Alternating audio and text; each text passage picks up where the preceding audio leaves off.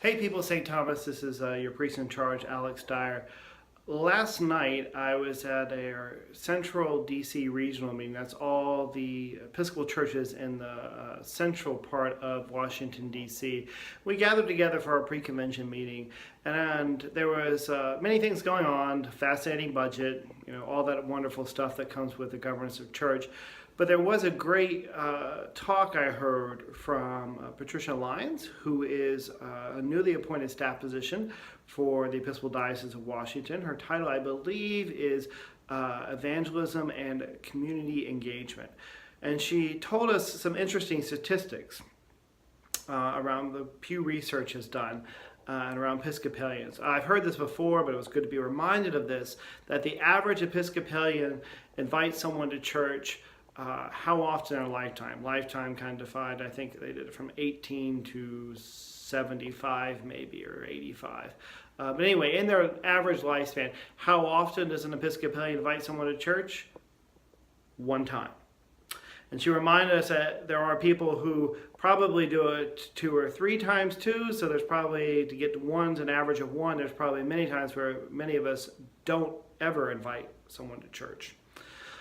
Then they talked about the average evangelical probably does it about 10 times a year. Now I know there's baggage with evangelicals. A lot of us in our parish here at St. Thomas have had experience with evangelicals, and there's a lot of things I think that I would not raise up that evangelicals do well. Our brothers and sisters, and where I disagree with them.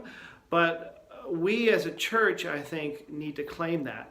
And I think the important distinction too is that evangelicals are not necessarily all about church. They're about God, and specifically about Jesus.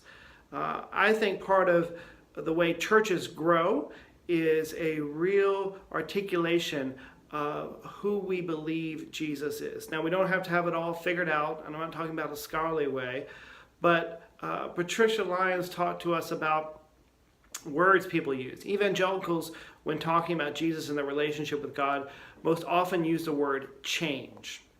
Episcopalians, most common word is improve. And there's a big difference between those two, between change and improve.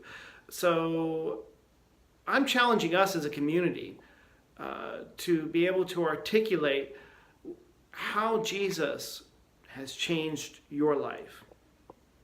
To tell our faith story, not in a manipulative, emotional way, but I think we as Christians, as followers of Jesus, need to be able to articulate why Jesus has changed our life. Because church is important, but church is kind of a byproduct of Jesus changing our life. And that is, I think, the most important thing for us to articulate. And I think what people are hungering for. People are not hungering to gather on Sunday morning for no particular reason, or to go to committee meetings, or to take up more time in their life. What they are hungering is a relationship with God, and hopefully, what I would say, relationship with Jesus. And we offer that.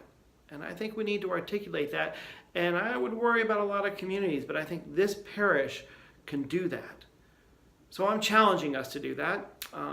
I'm challenging us, and hopefully over the next couple months we can find ways to do that, to articulate our home faith story. I hope it doesn't scare you too much, but I think it's something that we need to do as a community, and we'll do it together. We'll figure it out together. We'll figure out what our voices look like together. Perfect thing to be doing. So have a great week. Remember, we have an important parish meeting following coffee hour this Sunday, where we're going to give you an update on the building project, some very important news that I think we need to share with you. So please join us after coffee hour. We'll go over to 1777 Church. See you this Sunday.